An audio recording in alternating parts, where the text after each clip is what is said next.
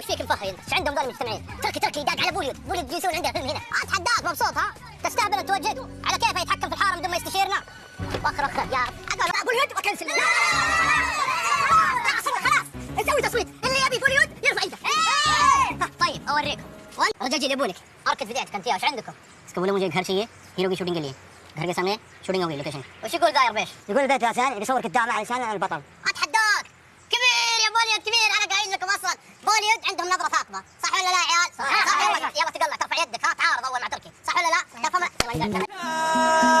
يا هادي سيحان الوعد ما بها بعدنا وبعد.